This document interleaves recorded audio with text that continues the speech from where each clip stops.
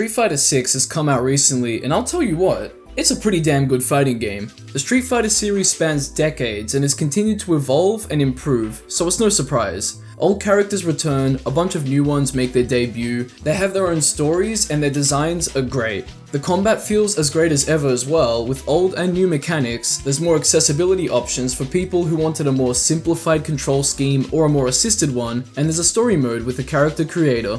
A lot of nightmares have really come out of that, including one that I forged in the pits of hell. I call it the ideal male figure that myself and many others should strive for at the gym. But anyway, for as much praise as I can continue to give the game, it has its issues, some of which involve funny little things called microtransactions. We're dealing with a AAA full-price game after all, so in this video, that's what I wanted to discuss and compare it to other games, similar or not. The whole topic of dark patterns, as they've been dubbed in video games, is pretty interesting to me, and monetization can fall under all of that. It doesn't always have to, but it certainly can. Maybe I'll make a video about it all in the future, who knows. But for now, let's focus on Street Fighter 6's monetary methods and how it can impact on its longevity.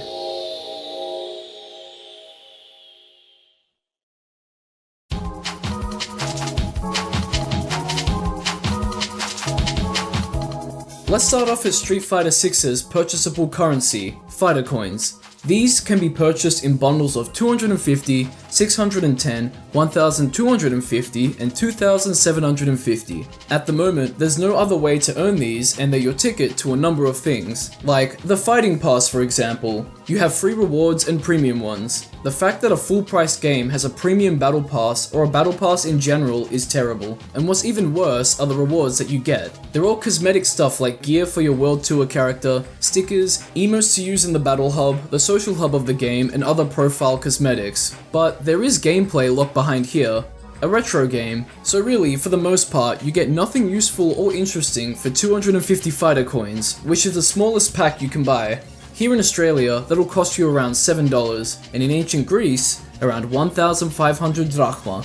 Oh, but here's the saving grace. Once you've unlocked all of the premium cosmetics, you can go about unlocking coins, exactly 250 of them. So it's almost like a refund for buying the pass, but you still need to buy the coins. But it's not exactly like that if you bought tier skips. What about if you completed the pass without paying for the premium version? What would you get? A few cosmetics here and there, and character rental coupons. We can all assume that these coupons will be used to try the DLC characters for an hour once they come out. To the game's credit, being able to try the characters before you buy them is nice for those who want to be picky and choosy with who they buy. But why not just make that a normal feature you don't have to grind for? Speaking of new characters, we're going to get 4 of them in the game's first year, just like in Street Fighter 5. If you buy the character passes, which unlock the characters for you once they come out, you're going to have to fork up a lot of money. You can buy them with the game or separately, and regardless of what you do, these prices are ridiculous. Mind you, these prices are in Australian dollars.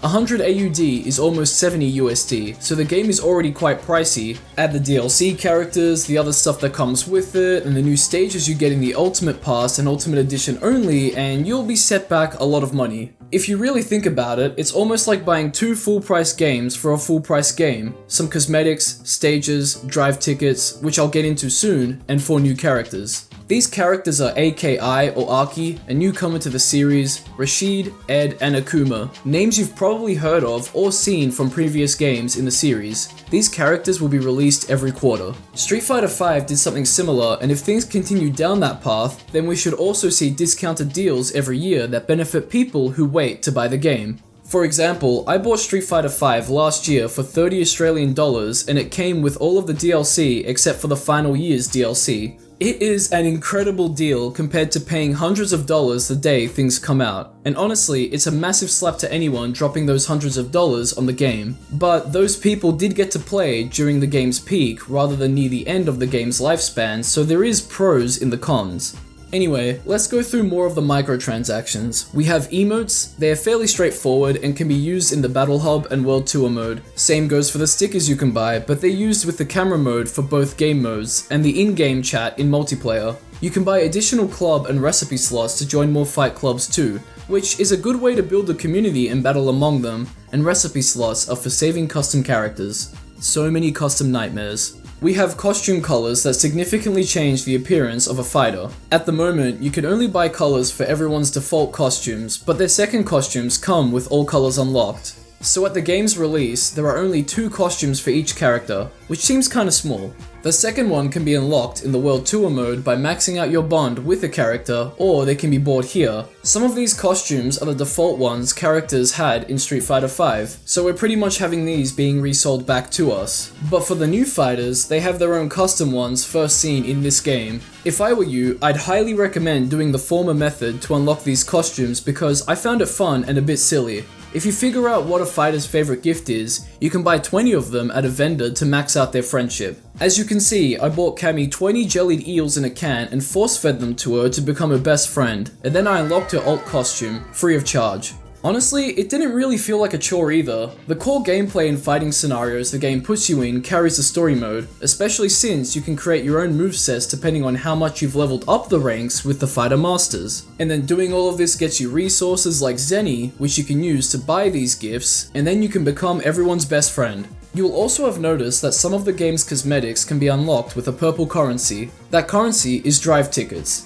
As of now, these can be unlocked by doing timed missions, and they're given to you for buying certain versions of the game, so if you're spending money to get drive tickets, then you're pretty much getting fighter coins, but fighter coins that do less things.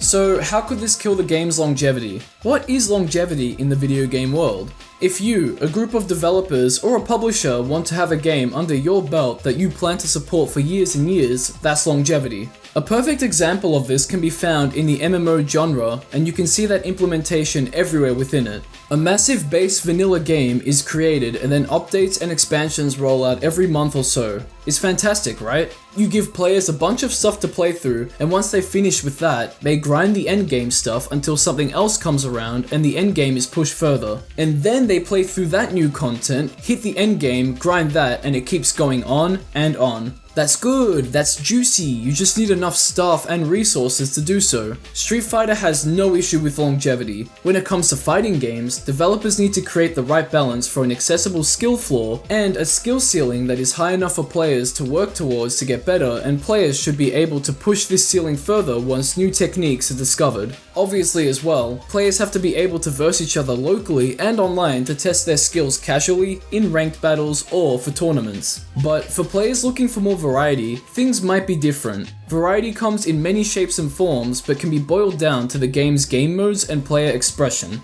I've already pointed out that there's the World Tour mode where you can make a custom character, experience a story mode, and fight the AI. There's also the Battle Hub where you can interact with other players by chatting, emoting, and fighting them with your custom character or one from the fighting roster. And then there's the Fighting Grounds where you can play the arcade mode to experience interactions and interwoven stories characters have, hone your skills, fight AI, or people locally with normal rules, handicaps, rules, and gimmicks. Oh, and of course, you can fight people casually, ranked, or in custom rooms here too. Player expression though, that's where the issues can arise. The most obvious form of expression is who you play as. Personally, I like grapplers and fighters with crazy personalities reflected in their playstyles. So when I first picked up this game, I gravitated towards these fellows. I think they're so much fun, but what if you want more? I know I love player expression and making myself look how I want my character or fighter to look. In the World Tour mode, you can go absolutely ham on how you want your character to look, but when it comes to the iconic fighters, you're kinda stuck. You get 2 costumes for them, one of which needs to be grinded for or bought for a small fee. So costumes are on the low, but they do have very nice colors to choose from. You can make the argument that fighting games don't need this kind of customization, but if it's present and better in other ones, then shouldn't the standard continue to evolve too? I feel that Mortal Kombat 11 hit the most recent peak for player expression through the game's fighters, at least in regards to how you want them to look. There were so many items to get to customize outfits and weapons that you could make a character you really enjoy playing look how you really wanted them to. Even visual effect colors could be changed. The only problem is how you'd go about unlocking this stuff, through the living towers mostly. They're towers that present AI fighters to verse with active modifiers on, but they felt like missions straight out of a mobile game. Why is that? because they were tedious thanks to the modifiers and repetitive nature of the towers, and because you can just make an AI fight for you. Yep, that's right, you could set it up to autoplay while you went about your day, just like a mobile game. And if you were smart about it and didn't care about electricity bills, you could keep the game continuing by having something press your controller button or keyboard for you so you didn't have to press continue.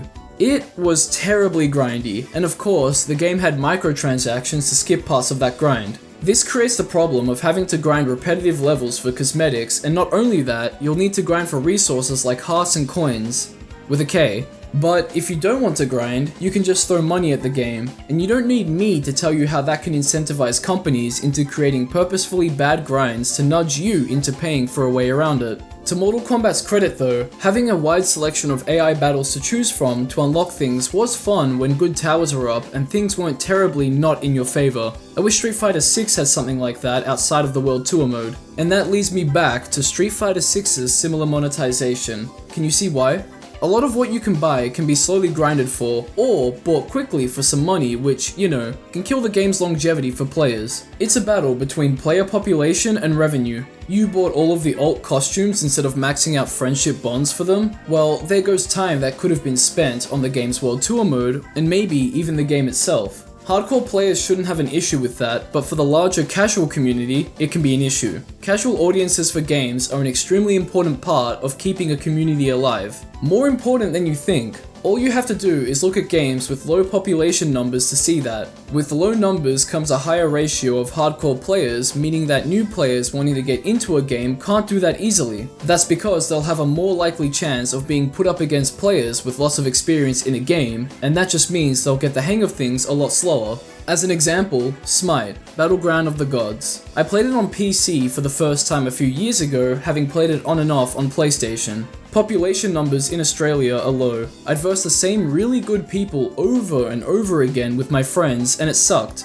We just kept losing and weren't exactly eased into the game, even with all of our prior knowledge on it. So I had to switch over to the American servers and suffer with a bad ping to play against people more my skill level. Matches were fairer and I was getting better, but in the end, I just stopped playing because of that. Now what about in-game events? At the moment, all we really have is the dreaded battle passes that has limited time rewards that oftentimes aren't even worth collecting or spending any money on. Regardless, it still feels like I'm missing out on something. Do any of you feel the same way too? But don't get me wrong, I'm not against microtransactions, even though it might sound like that. That's part of the longevity when it comes to video games after all, giving players a reason to return back to a game after an unspecified amount of time. We have DLC characters coming soon for Street Fighter, balance updates, and those would be the main reasons to come back. I'm also hoping that the World Tour mode would get some updates as well, because that would be fantastic. It's a lot of fun. The major issue is how consumer friendly these updates and transactions will be. And as I've pointed out, for the time being, it's a bit off the deep end. But anyway, that's been me. This was a bit of a shorter video on a more random game for my channel, but I've been a fan of the fighting game genre since I was a kid, so I thought I could talk about it in a way that fits my channel a bit. With that being said, I've been talking about monetization a bit in these more recent videos, so I think it's time to change it up, so expect a change up. If you've made it this far into the video listening to what I have to say, thank you so much for watching. What's your opinion on all of this? Do you agree with what I have to say? Disagree? Let me know in the comments section below. As always, here's a massive shout out to my lovely patrons. You guys are absolute legends, and I'll catch ya in the next one.